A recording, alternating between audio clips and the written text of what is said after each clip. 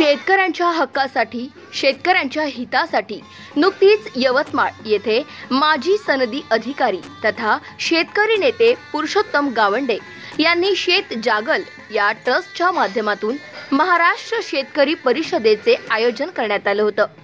या परिषदेच्या अंतर्गत शेतकरी आत्महत्या आणि त्यावर उपाय निष्फळ आंदोलने, प्रतिसाद शून्य धोरण करते म्हणून लढा आणि अयोध्यांचा पुनर्शोध, त्याचबरोबर आयात निर्यात धोरण सरकारची शेतकऱ्यांबद्दलची असणारी दुटप्पी भूमिका या सर्वांवरती उहापोह करण्यात आला। या कार्यक्रमात मार्गदर्शक म्हणून देशोन्नतीचे मुख्य संपादक प्रकाश पोहरे, शेतकरी नेते विजयजी जावंधिया, रघुनाथ दादा पाटील, वामनराव चटप, धनंजय काकडे, गजानन अहमदाबादकर, अमर हबीब यांच्यासह अनेक मान्यवरांनी शेतकऱ्यांना मोलाचे मार्गदर्शन केले। यावेळी देशोन्नतीचे मुख्य संपादक प्रकाश पोहरे यांनी सरकारवरती सडकून टीका करत हे सरकार शेतकऱ्यांना बावळट म्हणून धरत आहे असेही सांगितले। त्यामुळे आगामी विधानसभा निवडणुकीमध्ये सत्ताधारी आणि विरोधक या दोघांनाही फक्त शेतकरीच धडा शिकवू शकतो असंही ते म्हणाले। यावेळेला शेतकरी किमान काहीतरी सुखी होता आणि आत्महत्या करत नव्हता। आज आत्महत्या का करतो आहे? कारण त्यांनी डिमांड अँड सप्लायचा रेशो सोडून दिला, त्याचा तो अर्थशास्त्रीय विचार करत नाही। डिमांड अँड सप्लायच्या नुसार किंवा त्याचबरोबर उत्पादन खर्चाला आधारित भाव, ते काय मगायांनी म्हटलं की सूट सबसिडीचे नाही का, आम्हा हवे घामाचे दाम। मग घामाचे दाम का मिळत नाही? त्याचं कारण साधा आणि सरळ आहे की शेतकरी आमचं काहीही वाकडं करू शकत नाही, ही खात्री राज्यकर्त्यांना झाल्यामुळे तो शेतकऱ्यांचा अजिबात नाही। पंजाबचा शेतकरी लाखाने बसला, सरकारने शेवटी स्वतः रस्ते खोदून टाकले की साले दिल्ली झाले नाही पाहिजे। तेवढी ताकद असून सुद्धा सरकारने त्यांच्या मागण्या मान्य केल्या नाहीत, कारण सरकार निर्दयी झाले। सरकारचे प्रायोरिटीज बदलले आहेत। सरकारला माहिती आहे किसान हमारा क्या उखाडेंगे, ही भाषा आहे। आगामी विधानसभा निवडणुकीत आता वंचितला बाजूला सारून मनसेला सोबत घेऊन मत मिळवण्याचं राजकारण होत असल्याचंही त्यांनी या ठिकाणी सांगितलं। त्याच्यामुळे मी त्यांनाही म्हटले की तुम्ही कमीत कमी आता यावेळेला यवतमाळ मधून किंवा तुम्हाला सुटेबल कोणता मतदारसंघाचं निवडून उभे राहा, मी सुद्धा उभा राहणार, ठरवून टाकलाय मी यावेळेला। आणि यावेळेला मी ठरवून टाकलेलं आहे की 62 लोक उभे करणार आहे। तुम्ही शोधा आजच्या ह्याच्यामधून, निरोप द्या सगळ्यांना, तुम्ही आजपासून कामाला लागा।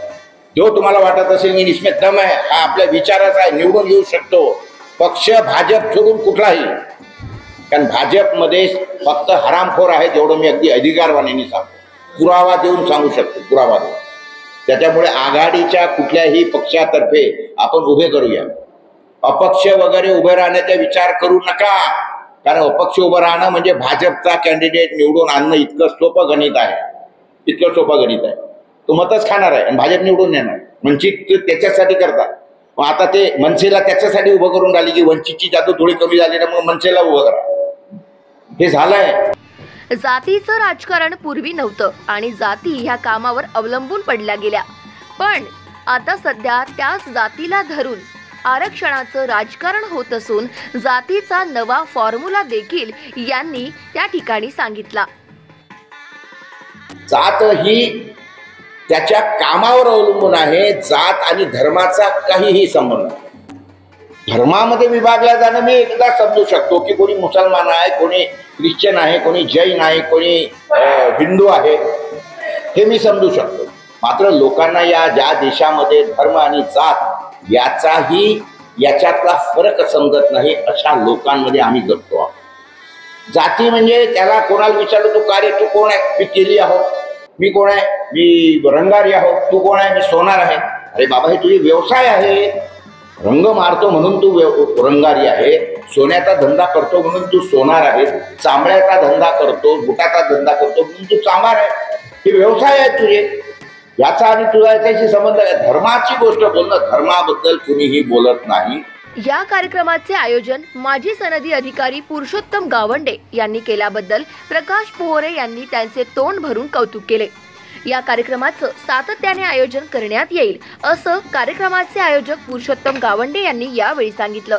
त्याचप्रमाणे सरकारच्या आडमुठ्या धोरणावर देखील त्यांनी सडकून टीका केली। महाराष्ट्र शेतकरी परिषदेमध्ये सगळ्या शेतकऱ्यांनी आणि शेतकरी संघटनांनी एकत्रित येऊन सरकार विरोधात पुन्हा लढा द्यावा असंही या परिषदेत ठरवण्यात आलं। वरती आणलेली बंधनं म्हणजे तुम्ही विकू शकता, तुम्ही विकू शकणार नाही वगैरे वगैरे। आणि तिसरी गोष्ट त्याच्यावरती निर्माण झालेलं कराचं बर्डन, या 3 गोष्टींमधून तुम्ही त्याला रेग्युलेट करता। आणि हे रेग्युलेट करताना अपेक्षा अशी आहे की सरकारने हे रेग्युलेट करताना एक बॅलन्स सांभाळावा आणि ते बॅलन्स असं असलं पाहिजे की जेणेकरून उपभोक्ता आणि उत्पादक या दोघांचाही त्याच्यामध्ये जी निहित इंटरेस्ट आहे, जो